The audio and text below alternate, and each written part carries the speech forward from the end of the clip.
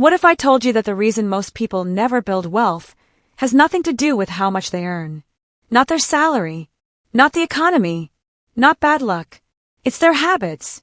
Specifically, the money habits they don't even realize are costing them everything. I'm talking about mistakes so common, so normalized, that most people never even question them. Mistakes that look completely harmless on the surface, but underneath, they are quietly, steadily, and consistently draining your ability to build real wealth. And here's the part that stings most. A lot of these mistakes, I made them too, for longer than I'd like to admit. So today we're going deep. I'm breaking down the money mistakes that are keeping people broke. Not the obvious ones you already know about, but the sneaky, subtle ones that hide in plain sight. If even one of these makes you stop and think, this video did its job. Let's get into it. Mistake number 1. And this one gets almost everybody, including people who should know better. Lifestyle inflation. Here's how it works. You get a raise, maybe a new job with better pay, and almost immediately, without even making a conscious decision, your spending goes up to match your new income. New car, bigger apartment, better restaurants, more subscriptions, nicer clothes, and suddenly, despite earning significantly more than you did 2 years ago, you're not saving any more than you were back then. Sound familiar? This is lifestyle inflation. And it is one of the most dangerous financial traps out there because it feels like progress. You're earning more. You're enjoying more. Everything feels like an upgrade. But your wealth, completely stagnant. The truth is, building wealth isn't about how much you earn. It's about the gap between what you earn and what you spend. That gap, that's your wealth-building fuel. And lifestyle inflation quietly closes that gap every single time you get ahead. The fix isn't to never enjoy your money. It's to be intentional. When your income increases, decide up front what percentage of that increase goes toward your future before lifestyle creep gets to it first. Give every raise a job before your spending habits do. Mistake number 2 is so deeply wired into how most people think about money that it feels completely normal, and that's exactly what makes it so damaging. Most people treat savings as whatever is left over after spending. Earn, spend, save the scraps. And the problem is, there are rarely any scraps left. Life fills up every dollar you give it. Expenses expand to meet available income. So if savings is an afterthought, something you do when you have enough, you will rarely have enough. We touched on this in our last video with paying yourself first, and I cannot say it enough because it is that important. Saving needs to be a non-negotiable line item in your budget. It goes out before your rent, before your groceries, before anything else. Automate it so it happens without a decision. Because every time saving is a decision, life will find a reason to spend that money instead. Here's a simple mindset shift that changes everything. Stop thinking of saving as a restriction. Start thinking of it as paying your future self. Every dollar you save today is a dollar your future self doesn't have to stress about. You work hard for your money. Make sure some of it is working just as hard for you. Mistake number 3 is one that millions of people are living with right now and don't fully understand the weight of. Ignoring the real cost of debt. Now, I'm not talking about being in debt.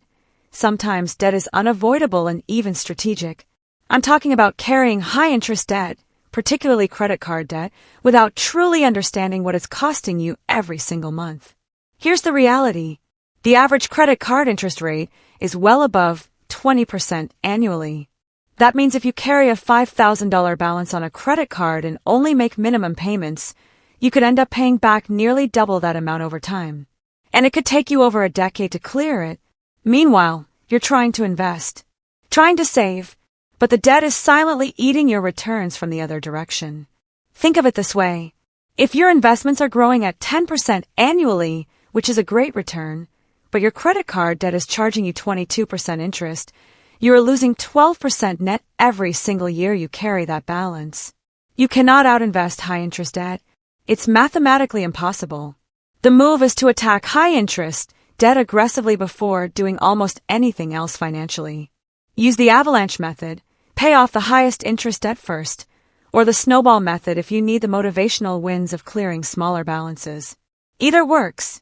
What doesn't work is ignoring it and hoping it handles itself. Debt ignored is wealth destroyed. Quietly. Every single month. Mistake number 4 is the one that turns small problems into financial disasters. Not having an emergency fund. Life is unpredictable. That is not pessimism, that is just fact. Car repairs happen. Medical bills happen. Job losses happen. And when they do, if you have no emergency fund, you have exactly one option. Debt.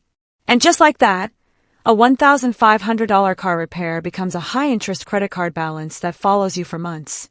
One unexpected event wipes out weeks of savings progress and sets you back further than where you started. An emergency fund is not just savings. It is insurance for your financial life. It is a buffer between you and a financial crisis. And without it, you are always one bad month away from going backwards. The standard recommendation is 3 to 6 months of living expenses set aside in a liquid, accessible account. Not invested, not locked away, just available. If that sounds like a lot, start small. Even $500 to $1,000 as a starter emergency fund changes the math entirely because it handles the small emergencies without touching your credit card. Build this before you aggressively invest. Because what's the point of building wealth with one hand if every unexpected expense tears it down with the other? An emergency fund isn't fear, it's freedom. It's the foundation that makes every other financial move more stable. This next one is uncomfortable, but it needs to be said. Spending money to impress people. The expensive car you can't really afford. The designer outfit bought on credit. The lavish vacation posted on social media while the credit card bill quietly arrives the following month. We live in a world that constantly performs wealth, and far too many people are going broke trying to look rich. Here's the hard truth. Most of the people you're trying to impress aren't thinking about you. They're too busy worrying about what other people think of them. The cycle of performative spending is one of the most expensive, least rewarding habits in personal finance. I want you to think about something. The people who are quietly, genuinely wealthy, they are usually not the ones with the flashiest lifestyle. Real wealth is often invisible. It's the person driving a modest car who owns it outright. It's the person in average clothing who has a fully funded investment account. Wealth isn't what you show. Wealth is what you own minus what you owe. Spend on things that bring you genuine joy and real value.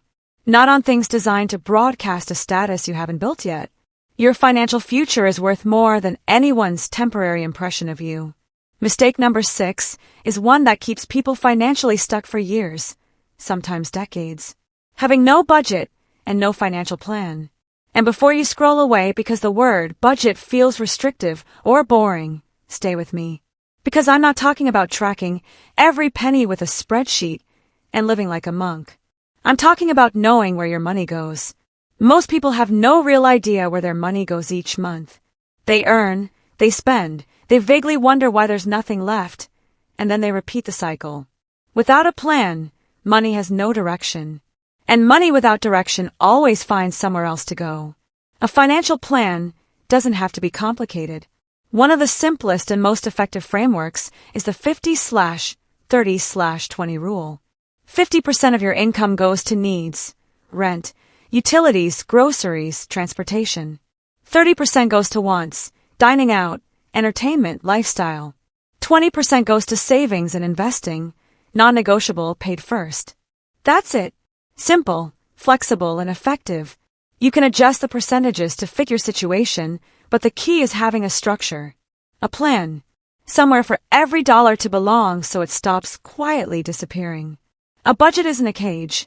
It's a map, and you cannot reach a destination you haven't planned a route to.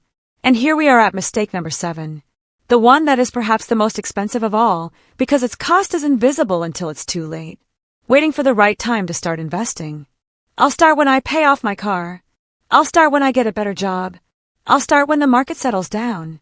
I'll start next year. I have heard every version of this. And here's what all these statements have in common. They are all ways of saying not today. And every day that investing is postponed is a day that compound interest cannot work for you. We talked about compound interest in our last video. But let me drive this point home one more time because it genuinely cannot be overstated. If you invest $200 a month starting at age 25, by age 65, you could have over $1 million, assuming a historical average market return. But if you wait just 10 years and start at 35, That same $200 a month could result in roughly half that amount at 65. Same effort, same monthly contribution, a decade's difference, and potentially $500,000 less. The market will never be perfectly calm. Your finances will never be perfectly sorted. There will always be a reason to wait. But every year you wait is a year of compounding you can never get back. You don't need to invest a lot. You just need to start. Let's bring all 7 mistakes together, because awareness without action is just entertainment. Mistake 1. Lifestyle inflation. Spending more every time you earn more. Mistake 2. Treating savings as an afterthought, instead of paying yourself first. Mistake 3. Ignoring the real cost of high-interest debt. It silently destroys wealth. Mistake 4. Having no emergency fund, leaving yourself one bad day from going backwards. Mistake 5. Spending to impress others, going broke performing wealth you haven't built. Mistake 6. Having no budget or financial plan. Money without direction always disappears. Mistake 7. Waiting for the right time to invest. The cost of delay is compounding in reverse. None of these mistakes makes you a bad person. They make you human. Most of us were never taught any of this. We learned how to pass exams, but not how to manage money. We learned how to get a job, but not how to make that job build real wealth. But now you know. And knowing changes everything, if you act on it. Pick one mistake from this list. Just one. And commit to fixing it this week. Not next month. Not after the holidays. This week. Small moves made consistently create massive results over time. That's not motivation, that's math. That's a wrap on today's video. And I want to hear from you, which of these 7 mistakes hits closest to home? Drop it in the comments below. No judgment. This is a safe space and a community of people committed to doing better with their money. If this video added value to your financial journey, please give it a thumbs up. It genuinely helps this channel reach more people who need to hear this. And if you haven't subscribed yet, what are you waiting for? Hit that subscribe button and join the Josephine Invest community.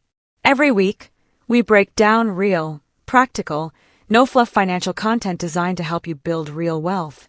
Next week, we're getting into how to actually build wealth from scratch. Whether you're starting from zero or starting over, that episode is going to be a game changer. I'm Josephine. Stay intentional, stay consistent, and I'll see you in the next one.